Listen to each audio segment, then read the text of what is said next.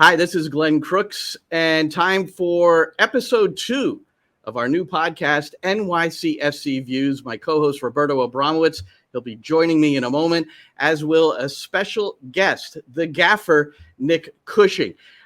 We got a lot of feedback about Sean Johnson getting booed, and also the offside call on Justin Hack, which was proven through video analysis from Chris Campbell that indeed he was onside, 100% a goal. And in our Kicking Around segment, we'll go over the World Cup. It's NYCFC Views. Turn up your volume. Because you're about to listen to The Sick Podcast. NYCFC Views. Collins approaches the shot, and New York City wins the first MLS Cup on their first try, and they're going crazy. Tiene tiro y gol! Gol! New York City es el campeón de Major League Soccer. The sickest New York City FC podcast. It's gonna be sick. I'm Glenn Crooks. There he is, Roberto Abramowitz. What's happening, Roberto? How are you, Glenn? We got excited at that moment. Do you remember that? That was a great moment. But I am tired. So I don't know about you, but Women's World Cup, it's in Australia, New Zealand, which is some 14 or 15 hours ahead. I can't keep track, but a lot of good games kicking off at 3 a.m., including the U.S. women against Portugal this morning. And it was Japan-Spain yesterday morning. That was like a really one of those highly anticipated matches, and Japan winning 4-0. But all that being said, and some other assignments, I've got my tea, my special tea. And I think, well, it's not that special. It's just like, hello? Is it legal in Jersey yet? We don't know this. It's very standard. I just have Java. This is just Java. All right, well, it's NYCFC Views. It's our second episode, and we are privileged to be joined by the gaffer. He's the head coach for New York City FC.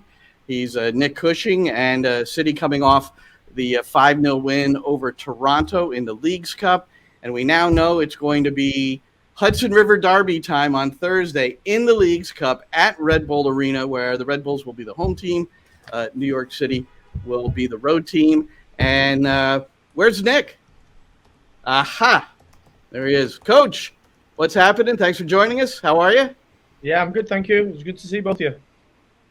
So let's ask quickly about the game a little bit.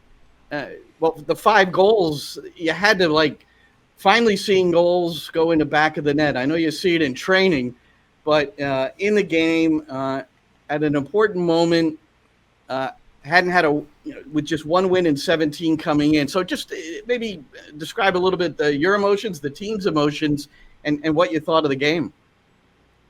Yeah, of course, we're really pleased to register the win. We haven't had enough wins, especially lately. To score multiple goals is really pleasing, because I've said a lot in my press, and especially to the team, that when we have a game where we create multiple chances, we have to become clinical.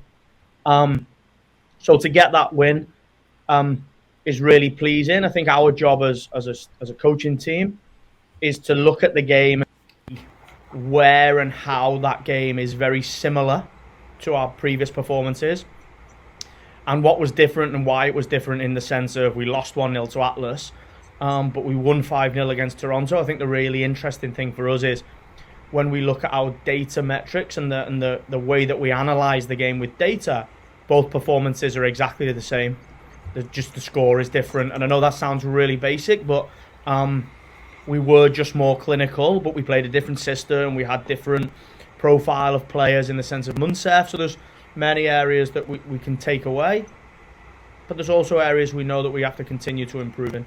So the data and the analytics similar, which is interesting. It's also interesting that there is now video evidence. It was provided by a supporter that indeed the ball hit James Sands' head. It hit both the defender's head and James Sands' head, and as you had suggested earlier, 100% should have been a goal. I don't know if you want to go back and revisit that at all, but it was pretty interesting what happened. Yeah, I think we know that it's a goal. I think we know it. I think if we were to get an explanation like we do from MLS post game, I'm sure we would get the same explanation we've had many times, which is an apology to say the goal should stand. And ultimately, for us, it is what it is. We can't change it. It's not something that we want to focus on based on the performance. Is the only thing that we can take forwards. We can't go back and replay the result in the sense of the result of that play. What we can do is move forwards with the positives. Atlas are a top team, and I thought we were by far the best team in the game. So that gave us a springboard leading into the Toronto game. And, like I say, when we analyse it, it's very similar performances in the sense of chances, expected goals, possession, how we progressed the game into areas and how we controlled the opponent from a defensive point of view. Difference in the Toronto game is that we were super clinical compared to the Atlas game where we either didn't create a lot or the 4 or 5 chances we did create, we didn't take. Nick, I got a chance to run into Santi after the game, and we got to talking about the difference that having a number 9 is on the team. And he said that he had like so much more space that he normally has because the 2 center backs had to be careful of where Bakrar was. Can you talk a little bit about that and what the significance is of having a number 9 that stays in the box and can be very dangerous there, and how that affects the defense and opens up play for everybody else? Yeah, I think ultimately having Munsef in the team, having an out-and-out number 9 that wants to affect the back line, wants to run in behind, is always going to give you a different dimension to your play because the likes of Tales and Santi and Gabriel Pereira and Richie Ledesma and Mateus Pellegrini, our offensive front line of the first part of the season, those guys want the ball to feet, and defenders know that they're never going to be stretched in behind. There's not going to be a threat to the back line.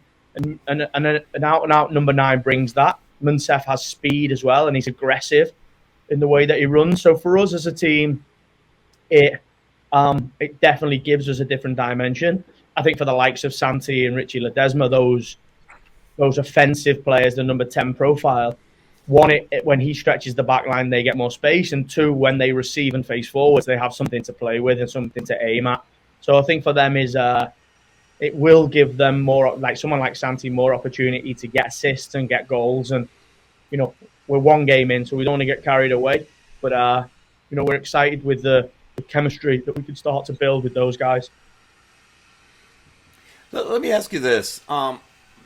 You don't get to face Mexican teams very often, and sadly, you're not going to get a chance to face another one maybe in 2 or 3 games, depending on what happens down the line, right? Because next would be Philly or DC if you beat the Red Bulls, and then there are 3 Mexican teams, but the Revs could come out, and maybe you wind up playing them too. But what are the main differences that you see between like the good MLS teams and the good Liga MX teams so far? And what do you have to adjust tactically that's difference between both the teams? Well, I think the pleasing part for me in the performance was we didn't have to adjust anything tactically. We played the same type of game that we normally play, the Columbus game, the Charlotte game. This game against Toronto, we played a very similar style against Atlas. It does bring challenges, and we knew it was going to be a challenging game because, we see the Mexican teams are very organized, they're very competitive, they have experience of playing huge games week in, week out because of the likes of, Pumas and Club America and Tigres and many more really, really, really, quality teams. And I just think in general, it's different. It's a difference in culture in the sense of it's not your league.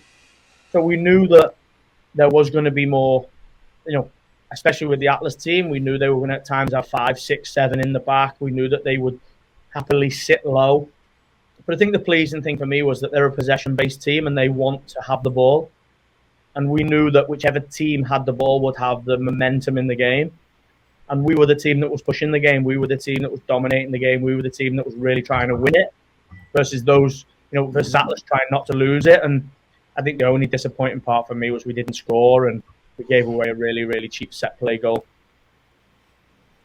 Our special guest, Nick Cushing, head coach of New York City FC, here on episode 2 of NYCFC Views. I mean, this is big time now, Nick. On the new program here. So we're so happy to have you. I wanted to ask you about just being a part of the City Football Group and New York City FC specifically, and you've been with the group in different capacities for about 18 years.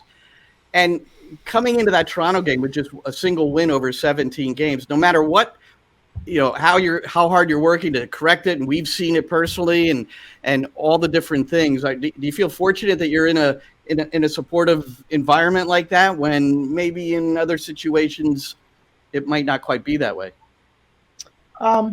Yeah, for sure. I mean, I understand the nature of sport, and results are very, very important, if not, the key metric of how we judge performance and how we judge, successful performance. And we haven't had enough results. And, I'm very grateful of the support that I've received in this moment, the advice and the guidance that I've received. And I've said this all along, whether it be as an academy coach with a real ambition to continue my coaching career and achieve my own personal ambitions, or a head coach of the women's team that won through 2014, 2015, 2016, 2017, and then in 2018 won nothing and felt under pressure and, relied on the support and the guidance of the leadership of our group.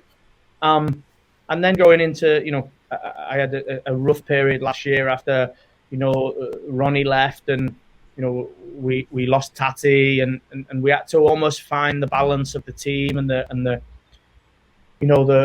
sort of new way of how we move forward without a number 9, with a coaching change. And it's the same this year.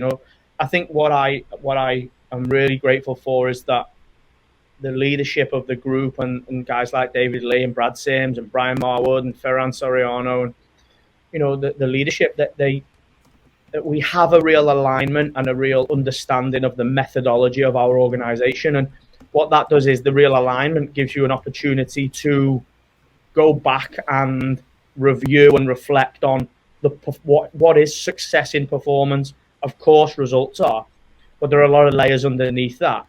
And I'm a realist. We have to get wins. We have a real desire to be in the playoffs.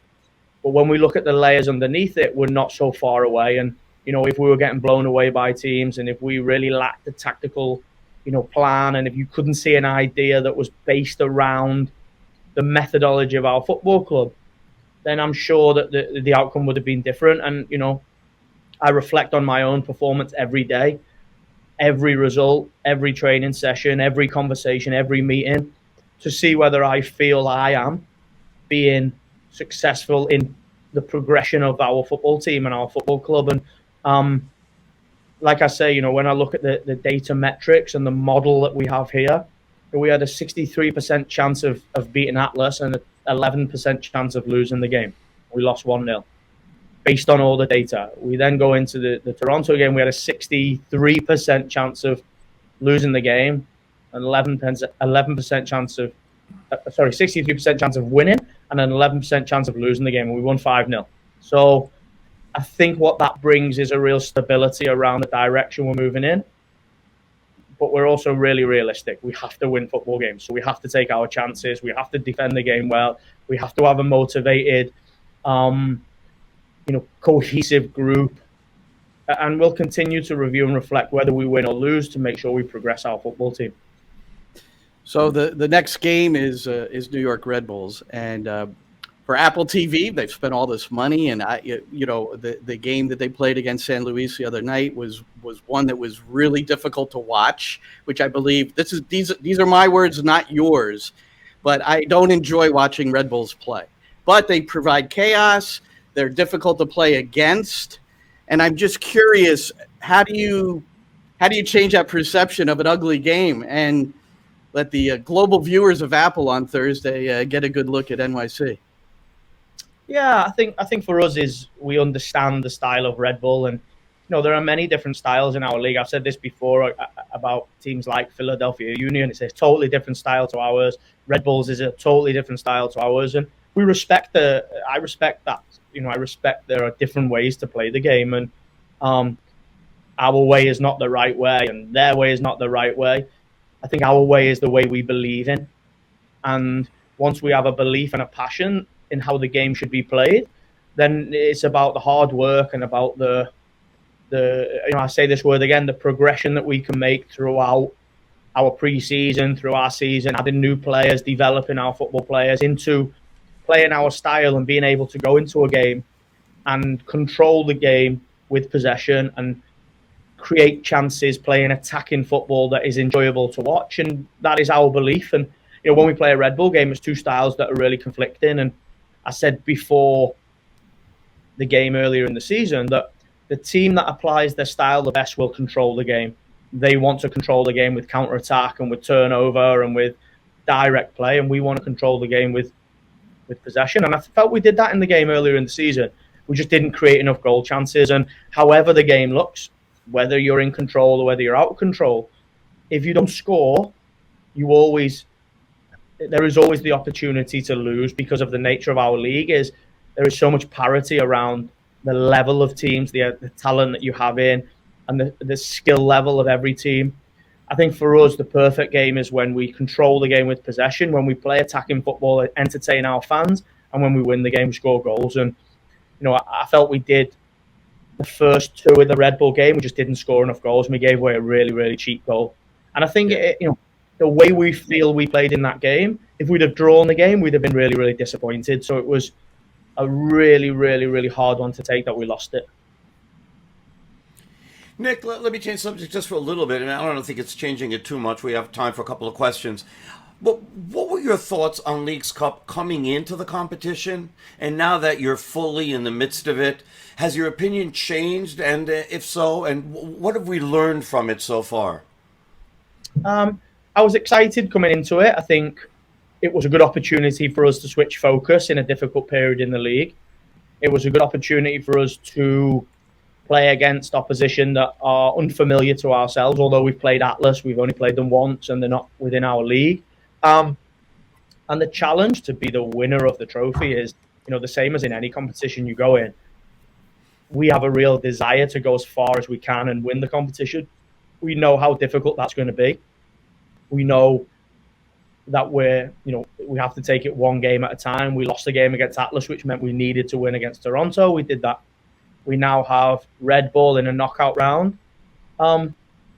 We've really enjoyed being part of this competition because I think it's a new competition, and I'm sure the league and all the clubs will reflect and review after this, and it will be even better moving forwards. But it's been a real enjoyable competition to be part of, and I agree. The more Mexican teams we can play, the better, because we have a desire to play against new opposition and test ourselves against unfamiliar teams. Hey, Nick, I think one final thing. We've got a hard out in just a couple of minutes here because you have to get off to the weekly family lunch, right? Is that what's coming up? Yeah. So basically, we have it's very busy schedules with recovery and gym sessions and analysis after. So once a week, we get the team together with all the front office and everybody, all of our staff off the field, and we all eat together. We mix tables and just I think it's really important. We spend a lot of time together, so I think it's important to make sure that we're cohesive with the front, the back office, the players, the performance staff, everybody. Nice. Women's soccer. You spent 7 years with Manchester City. Treble, high success with that group. And many of those players are part of the England team in the Women's World Cup. And I think it's a testament. I know you told me the other day that, you're in texting contact with Kira Walsh in particular, who got hurt, but I guess she's okay. She missed the game today. But how does that feel to look out and see them performing at this level in England? It could be England, US. I don't know if USA is going to take the steps necessary, but England, USA, I think would meet in the semis. But go ahead. What do you think? Yeah, I really enjoy watching the tournaments. I actually watch all of the NWSL, all of the WSL games when they're on. I've got friends now that are coaching in the NWSL and in the WSL. I was really disappointed for Bev with Canada and not being able to qualify, because they've done so well. It's been difficult for them. Never write off the US women's national team. They can click and come at any moment. They've managed to progress. And as you get into those real championship rounds, the champions normally prevail, and they are a really competitive team. But, England are champions as well. They won the Euros, and they have a really, really motivated group. The team has evolved over, my time in the women's game into winning the Euros, and then evolved again with the likes of Jill Scott and Ellen White coming out. Obviously, Leah Williamson is injured. Beth Mead is injured.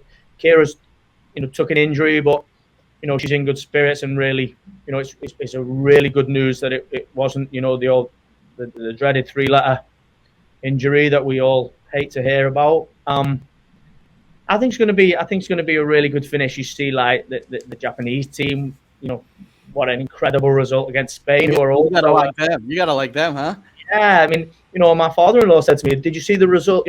Maybe people that aren't involved in the women's game sort of always reference the women's game on the way the men's game, the hierarchy of the men's game, And my father-in-law said to me, "You see Japan beat Spain," and I said, "Yeah, but Japan are always there. Japan have been in finals and won before. They're a top team, the Japanese women's national team." So, I think people were a bit worried or a bit surprised that Norway didn't do so well, and then they come out and they get a big result. I think these are the rounds now when he's going to get. And you know what? I watched Colombia, Germany, and I was really impressed by Colombia. So it's probably the first year that we're going to have 4, 5, 6, 7, 8 teams that are all really pushing hard to be the champions. Well, Nick, we really appreciate your time, and on a atypical day to talk with the media, but it's really been nice to hear from you, and we'll see you again tomorrow at training. But thank you so much, and best of luck on Thursday. Thank you, and I'll find time to invite you to our family lunch. I'll get you an invite once. Okay. All right. Well, we'll look forward to that. Nick, thank you so much for being with us and enlightening us on so many different topics. We really appreciate it, and we'll see you tomorrow. Thank you, guys. See you tomorrow. All right. See you, man. Nick Cushing, the gaffer, here on NYCFC Views. What did you take away from the conversation, Roberto? Anything that sticks out? I don't know, just maybe some extra confidence based on the result against Toronto and the way that the team played, and now having a center forward, things, changed dynamically. That also, playing against the Red Bulls, who they're going to play again on Thursday, that he's got to feel confident that if they can finally finish some of those opportunities, that they have a pretty good chance at winning. So we'll see what happens. It's going to be fun on Thursday, that's for sure.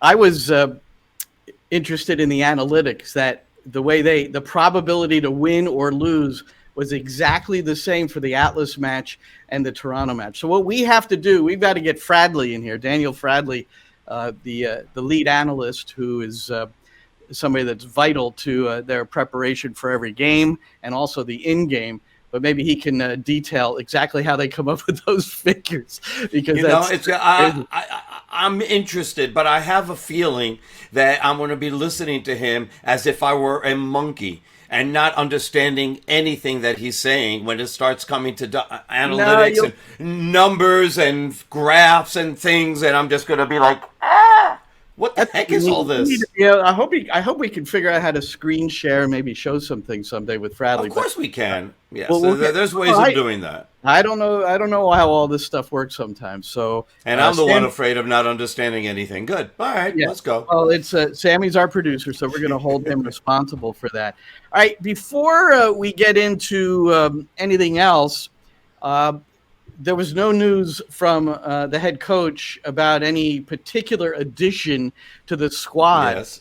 But it's out there that Maxi Morales, in his words, he said something, and this is paraphrasing to ESPN on the Spanish side, I think in Argentina. Argentina, ESPN Argentina. They're their own separate thing. Okay, so he said the words, "I'm looking forward to playing Messi." So if he's not coming to NYC, he's going to another MLS team.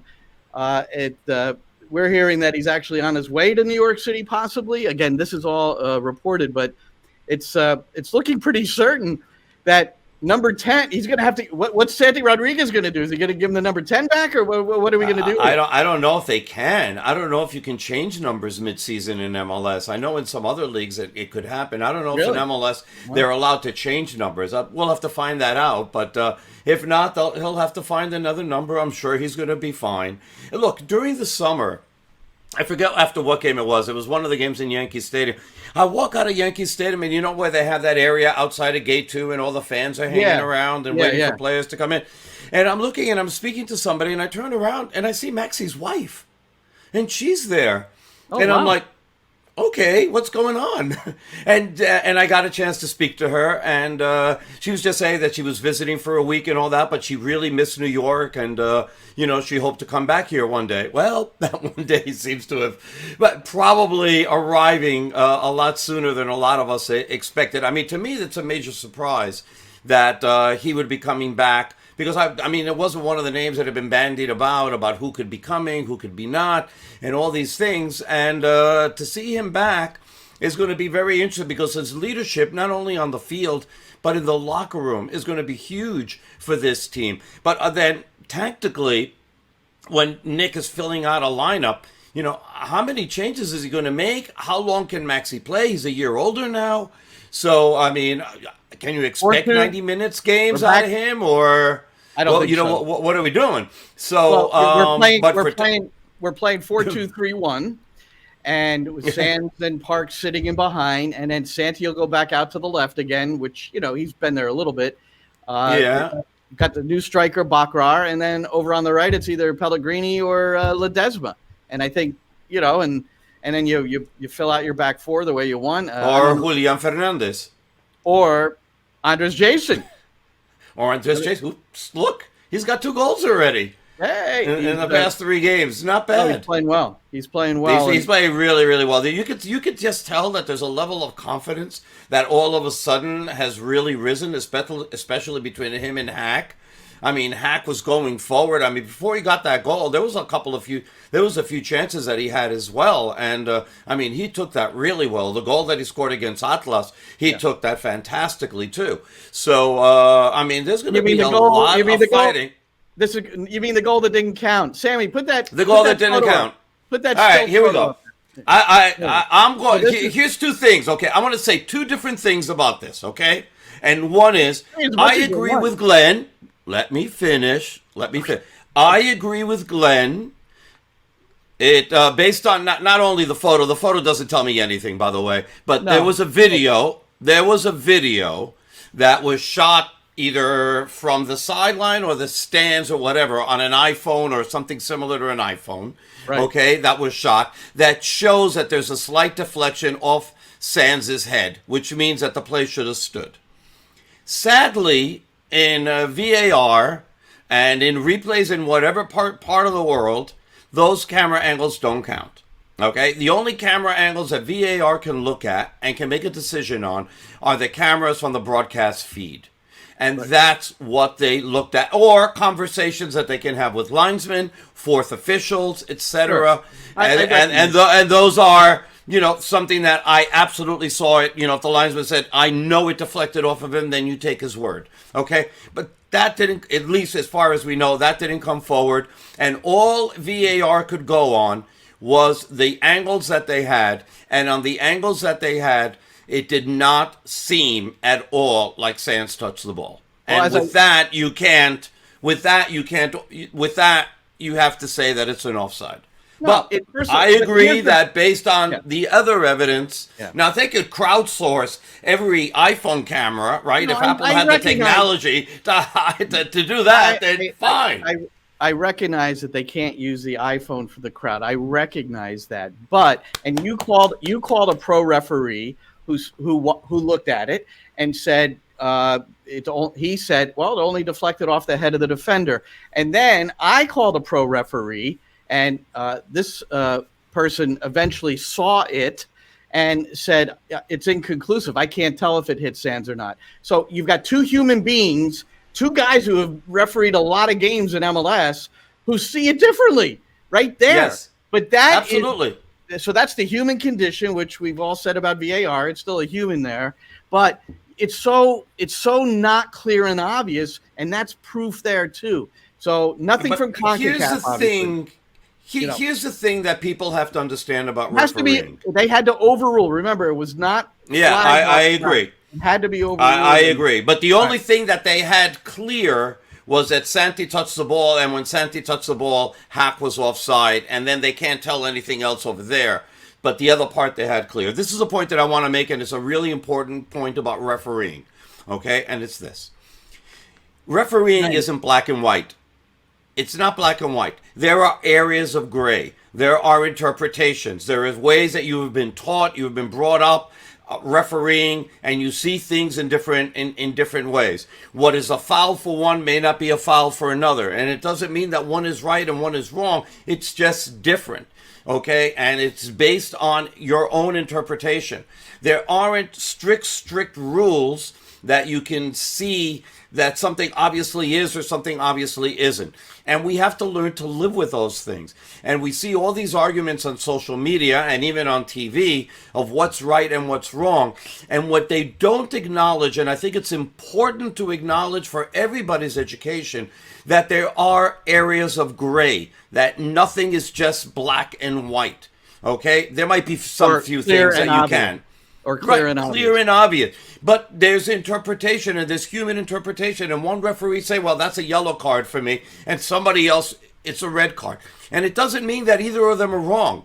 It's just the way it is. And I think people have to learn to accept that part of it, that, yes, you would have said it's a yellow, but you can understand that somebody else said it was a red. That's my point. And New York City could have been the home team at Red Bull Arena against the New York Red Bulls, perhaps, if they had won that game. No, they would have been playing New England. All right, New England. Whatever. That's true. I think. Because I think Carlos Coronel with a big penalty stop for the Red Bulls to give them. It looked like they were going down. He makes a save in the 90th minute, and then Van Zier scores his first brace for Red Bull. So they're coming in feeling pretty good about themselves. They actually a third goal, but that one was disallowed for offside.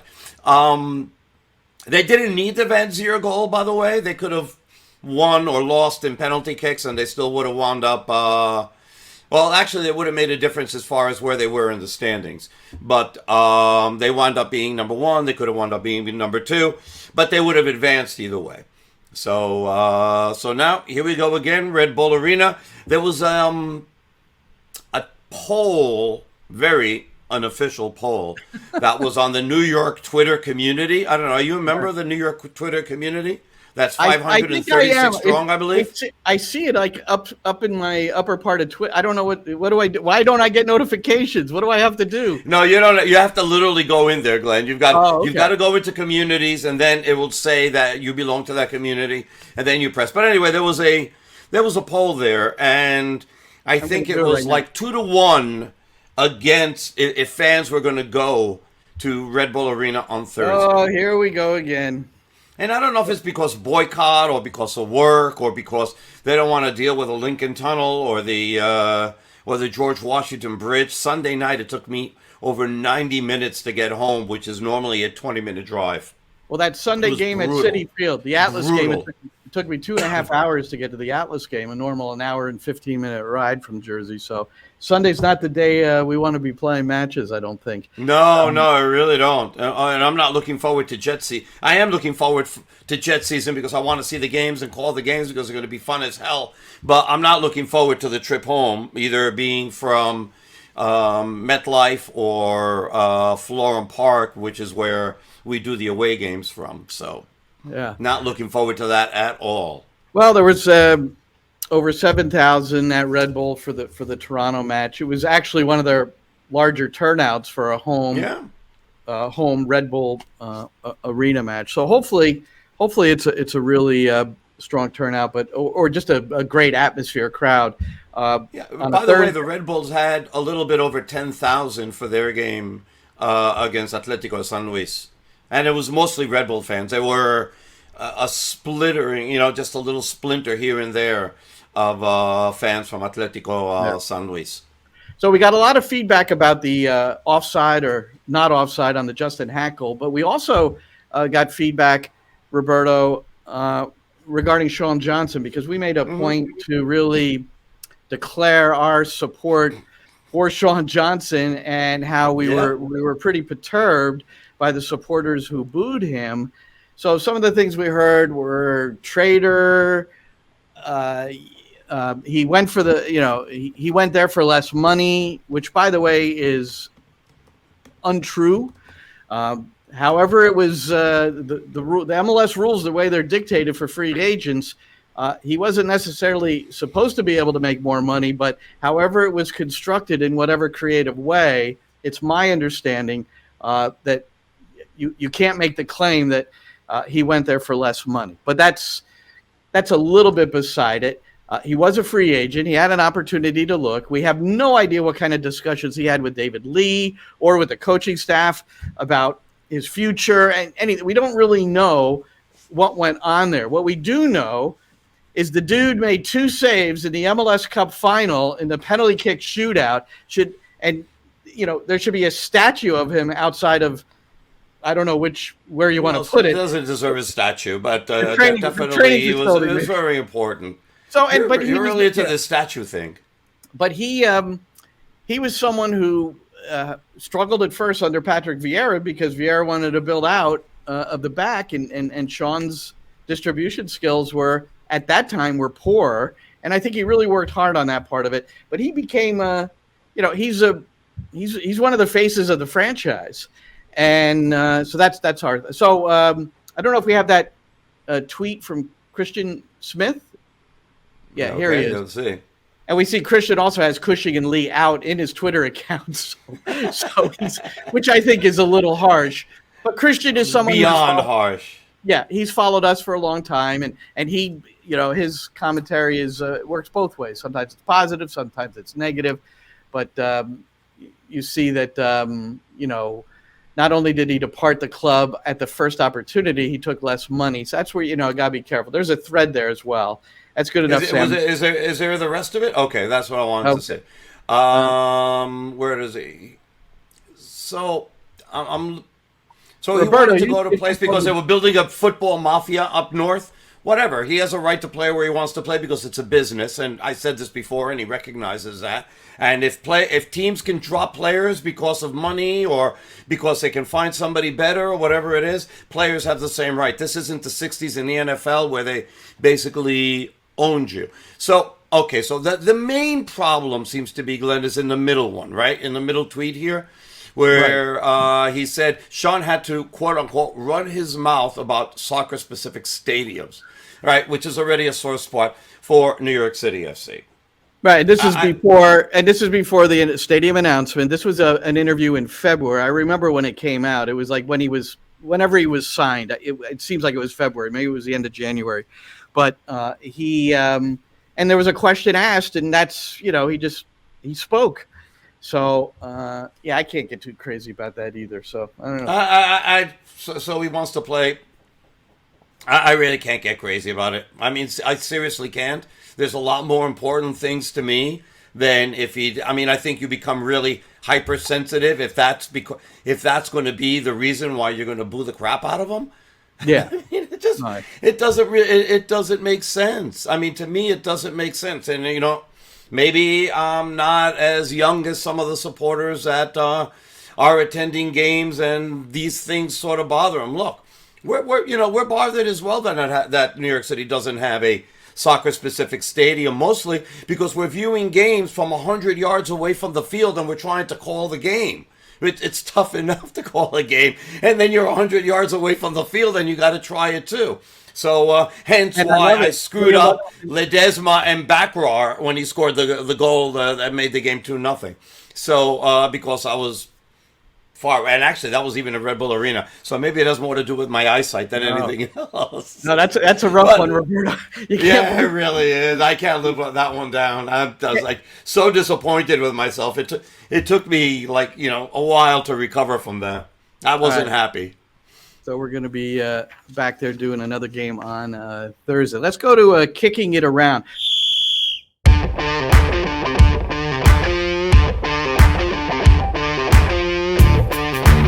So we do this segment, which, look, it's NYCFC Views. We're going to spend a lot of time on New York City FC each and every episode.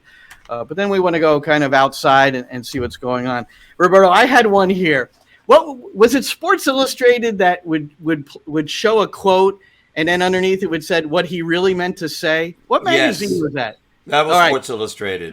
So I've written one for Tim Bezbachenko, who's the general manager, sporting director for Columbus Crew SC. Oh, okay. Let's hear this. Who yesterday lost Lucas Zelarayan to the Saudi Pro League. So the Saudi investment fund chipping in Al Fateh. I don't know if that's pronounced correctly. That's the name of the team, Fateh. So here's what Tim Bezbachenko said in the press release. We greatly appreciate everything Lucas has done for the Crew, including his efforts to help us win MLS Cup and the many memorable moments and goals. We thank him for being a key contributor to the club's recent success. The transfer is beneficial for both the Crew and the player.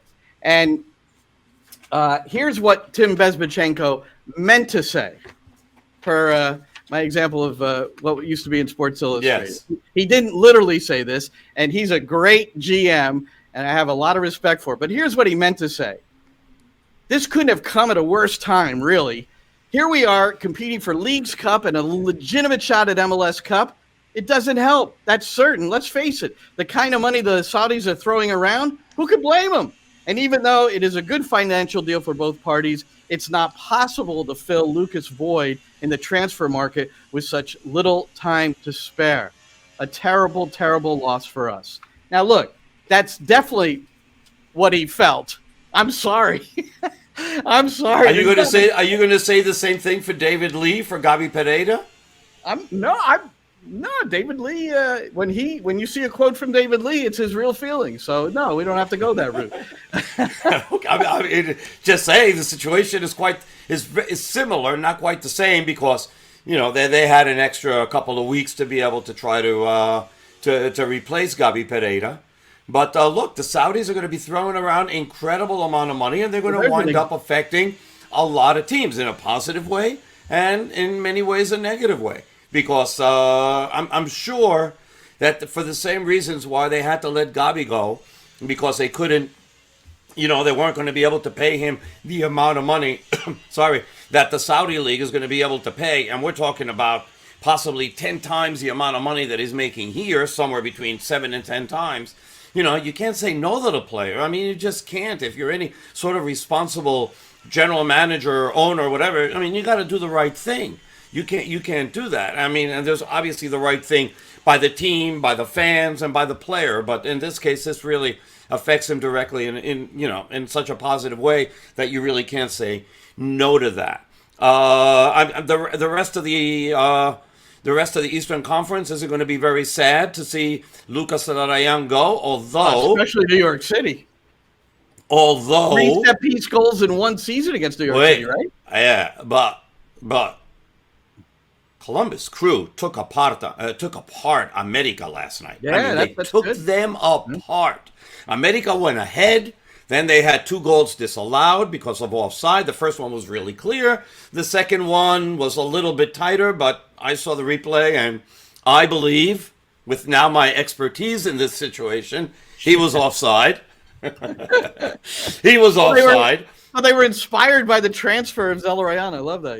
Exactly. And then there was a penalty that was gifted to Columbus. I mean, it was really a gift. Farsi took a farcical dive, if you allow me to make that pun.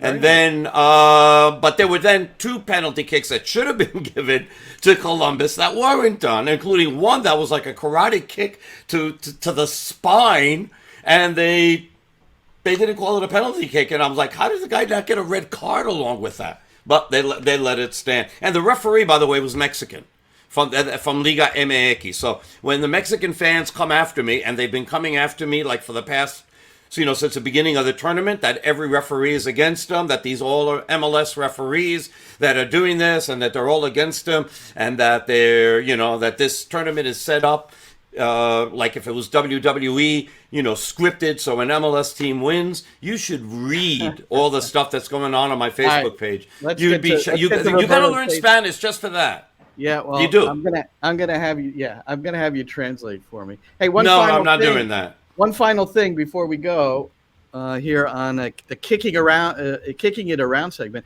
I brought it up with Nick a little bit. The Women's World Cup, the U.S. I got up early to watch it and had to No, report on talk it. about your situation about it. Yours was a unique situation about getting up and watching it, as you had a special guest. You had to do a radio show after this. Come on.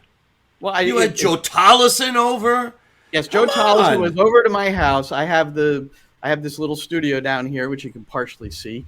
And we did a Sirius XM post-game report for 2 hours after the U.S. tied Portugal. Now, the U.S. had beaten How are your wrists? Huh? My wrists? How are your wrists? Did you slit them during the broadcast at all? I'm not that sort of supporter, but my former player, Rutgers, Carly Lloyd, she killed them. Yeah, she's on the studio show for Fox. We hadn't heard this before we went off the air, but she said that the post was the player of the match, and indeed, Portugal hit the post in the second minute of stoppage time. That would have ended the world. That would have finished the U.S. for the World Cup in the group stage. This is a program that's never not gotten to at least the Final Four, the semifinals of a World Cup. That's since 1991 when they won the first ever Women's World Cup. So they're not playing well. They don't look connected. It's really interesting to see how they might recover. They're playing Sweden, who looked very, very good against Italy. I watched that match. Oh boy! And is then, that the next game? I thought they got them down the line. I didn't know that that's like their next game. No, the best thing, Roberto, you'll love this from a commentary standpoint. I'm watching Sweden, Italy. I believe it was on Saturday or Sunday, and the commentator said the winner of this match will avoid the U.S., meaning they assumed that the U.S. was going to win the group ahead of the Netherlands. Have they not Netherlands watched? beat Vietnam 7-0 today. Goal differential was not even in the books because the U.S. ended up tying the match. So it was I remember hearing it, and he said it again. So he said it twice in a broadcast. And I was like, you can't say that because you don't know. You don't know. Here's my take, and a little bit from the outside, but I really want to ask you a couple of questions because you're the expert on this. Okay. I mean, we've seen for the past, maybe 2 years or so, that the U.S., despite having a plethora of talent, of attacking talent, and bringing in players such as Macario, Sophia Smith is wonderful. You've got, obviously, you've got Alex Morgan. There's a whole Rodman. You've got some sensational attacking players on this team. And yet, it seems that the team has such a hard time scoring goals, and that they push forward and they gamble and they throw themselves, freely into the attack, exposing the defense quite a bit, which isn't all great. But yet they can't seem to create a lot of scoring opportunities. What is it? Because you have to go at this point. I almost go to coaching. Okay, what is it that Vlatko? You have to bring that up. You have to bring that up. It's for this game in particular. Is it? Right. I mean, people criticize them for not making more than one lineup change in the previous game, and now, I mean, I obviously didn't watch the game. Yes, I didn't watch the game this morning because I was up watching late night with all the Leagues Cup stuff. But what is Vlatko doing or not doing? What is the main part of criticism that you can give him for not being what seems to be, and I'm trying to be careful with my words here, what seems to be being able to get the best out of a team that seems to be more talented than the results that they're getting? And I understand everybody else has gotten better and the rest of the world is catching up, but I really feel that they're not getting the most out of the talent that they have, and I think that they have a plethora of talent. Well, I had Vlatko. He's been on twice on my show, The Coaching Academy, which was on Sirius XM. And one time we started talking about, because it's a coach's show, so we get into things, and we were talking about the final third, the attacking third of the field. And I thought it was an interesting response because I said, this is the part of the field that almost everybody struggles with. This is the big challenge. You've got organized defenses, you've got athletes, it's not easy to penetrate once you get down in that area a lot of times.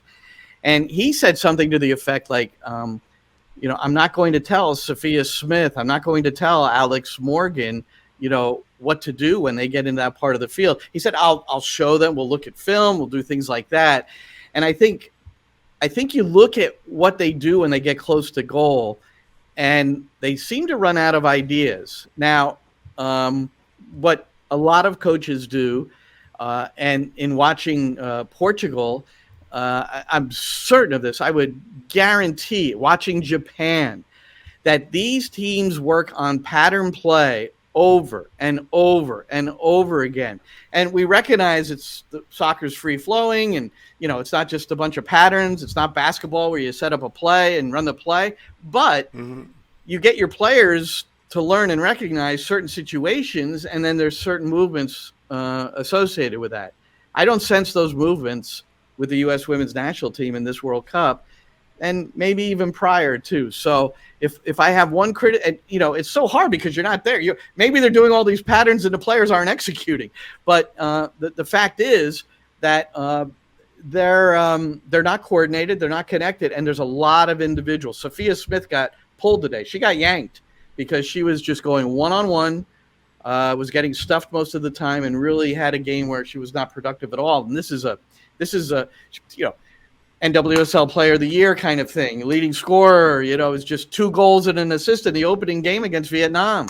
So it's unfortunate, but in 2015 they went into the knockout stage in disarray. Really, they were playing poorly. They got through, so you can only hope that somehow they'll mimic that performance. But I don't know. I'm not so certain this time around. Do you remember? So I was going to ask you about that because it reminds me of 2015 and how the U.S. was playing in the group stage in Canada, and then all of a sudden something happened, and then the team all of a sudden just so elevated their performance. So what was it? If you have time, I don't know if you're running out of time here. Do you remember what changed under Jill Ellis in that World Cup that could possibly, help the U.S. national team in this World Cup? Well, there was good fortune in a lot of ways with Jill Ellis.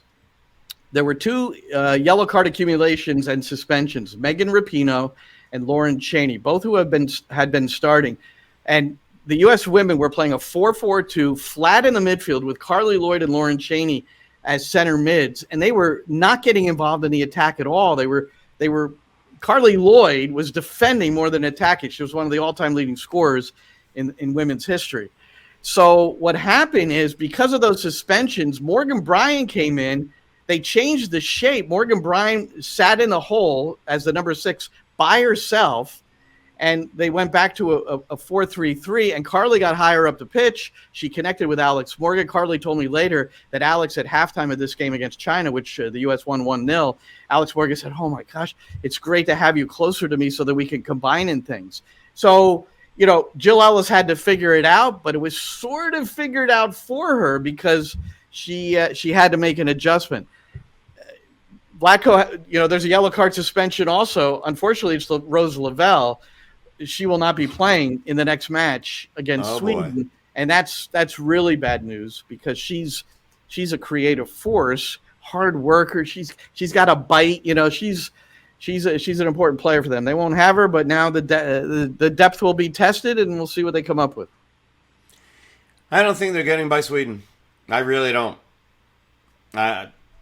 I just don't see it. I mean, I hope that they change, and I hope that I'm wrong. I just don't see it. Sweden looks really, really tough. They look like they're improving, and the U.S. just can't seem to figure it out. Unless Vlatko can come up with something, or he listens to his assistant coaches, listens to his players, opens up his mind, and says, okay, we've got to do something different, because repeating the same thing and expecting a different result is knocking your head against the wall. It's not going to happen. So they've got to do something different, and I hope that they can figure it out. That he can take a step back and say, all right, what do I really need to change, and maybe self-scout himself and do the work necessary for the next game. Well, we had Nick Cushing on earlier, the New York City gaffer, and one thing that stood out to me also is that he reflects on himself after every training session, after every game, to just see how they can make it better, and that's important. I mean, you learn that a little bit along the way in the coaching schools and the education, that you have to look at yourself, and it's refreshing to hear that someone who has been part of a staff that won MLS Cup, but you don't live on your laurels. And now he's the head guy, no. And he's got to really. And Sweden, by the way, the last time Sweden and U.S. met in a major tournament, Sweden upset or defeated the U.S. in the 2016 Olympics in the quarterfinals. That's the only major tournament ever that the U.S. hasn't advanced at least to the semifinals. It's really crazy stuff. That game is going to be on Sunday at 5 a.m. Eastern. So you don't have to get up quite as early. It doesn't have to be 3. Now you just get up at 5, Roberto. I wake up. All right. For that one, I'm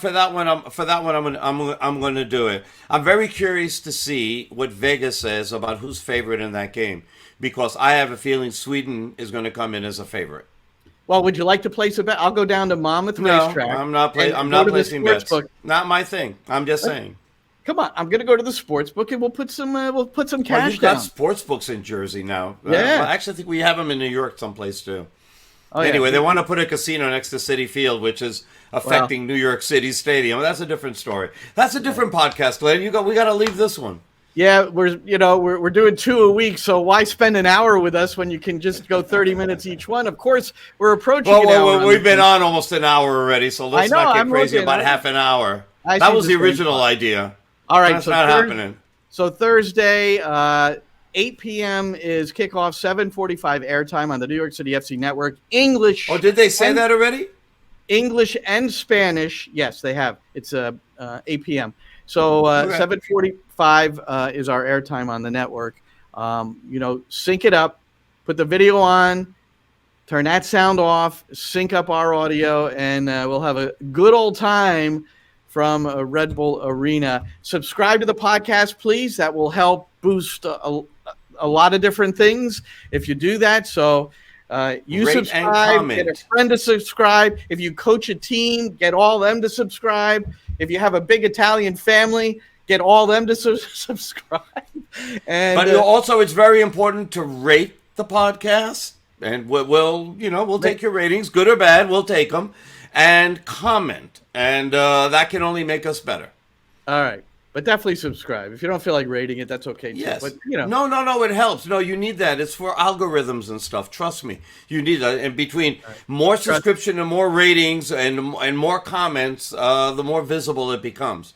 All right. So we're going to trust Roberto on that and the algorithms. Thanks so much to Nick Cushing, New York City FC head coach, our special guest at the top of this show. So if you're just joining us now, go back to the beginning. And you'll hear from the New York City coach. So for Roberto Abramowitz, I'm Glenn Crooks. Till next time, enjoy the game, everybody.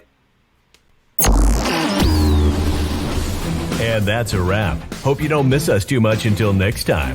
Follow the Sick Podcast NYCFC Views on YouTube, Instagram, Facebook, Google Play, and Apple Podcasts.